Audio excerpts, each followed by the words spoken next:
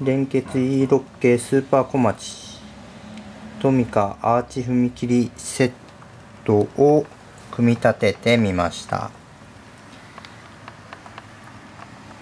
こんな感じです。トンネルがあります。そこにプラレール箔でもらった中間車両2両をつけてトミカを置いてちょっと走らせてみたいと思います。